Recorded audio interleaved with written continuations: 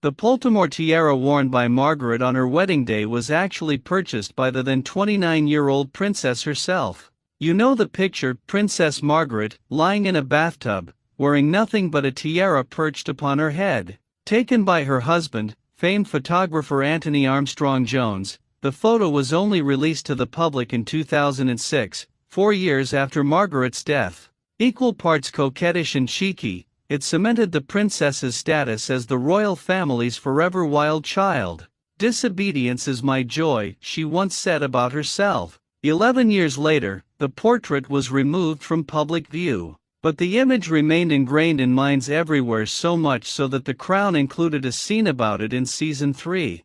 Hello and welcome to Royal Scandal. Please do well to like, subscribe, comment and turn on the notification bell so as not to miss out on any news updates. While the image's shock value had much to do with, yes, the bathtub setting, its iconic status was achieved by the addition of the tiara, grand, glistening and, quite frankly, gargantuan. The diadem has a rich history. Known as the Poltimore Tiara, it originally belonged to Lady Poltimore, the wife of the second Baron Poltimore. Made in 1870 by the House of Garrard in London, it's the epitome of Victorian-era jewelry style. The diamond scrolls evoke flora, flowers, and nature.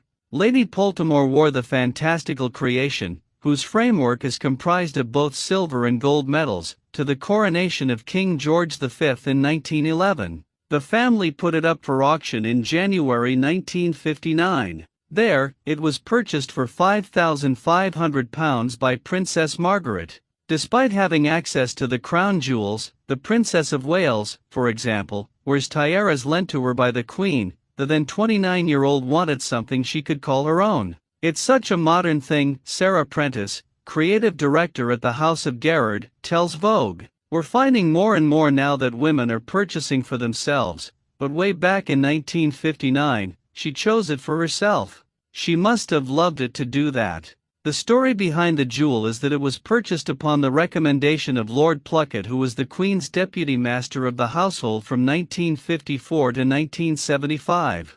Pluckett, who mainly supervised Elizabeth's social life, was also an art collector and occasionally advised the monarch on purchases for the royal collection. Clearly, he thought the diamond tiara made by the crown jeweler Garrard during the 1870s would be the right piece for Margaret's wedding, and wow, was he ever right. A year and a half later, on May 6, 1960, Princess Margaret wore the tiara on the most important of occasions, her wedding to Antony Armstrong-Jones. Now it was part of history.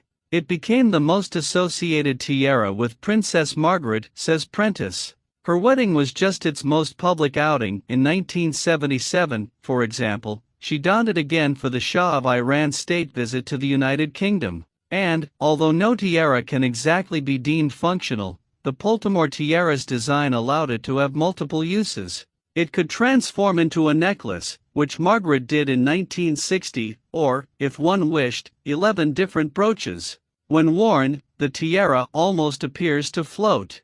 This is because the framework is laced with a brown ribbon, meant to match Margaret's hair color.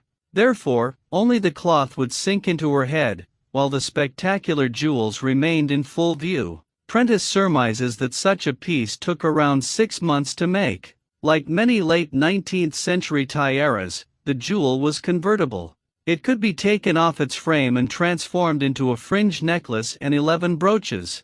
See how it looks as a necklace here. Before the announcement of her engagement, Princess Margaret wore the piece as a necklace. For her royal wedding on May 6, 1960, Margaret debuted the dramatic tiara. She had it worked into her elaborate chignon with a long silk tulle veil by Claude Saint Cyr of Paris flowing from the back. The ornate jewel stood out against her minimalist Norman Hartnell silk organza long-sleeved wedding dress that didn't have any of the usual crystal accents found on royal bridal attire. Queen Mary's diamond Riviere was her only other jewel on the big day.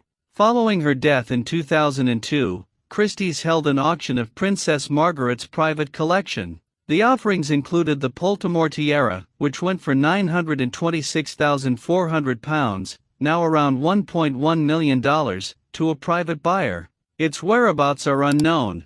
Thank you so much for watching. Please like and subscribe.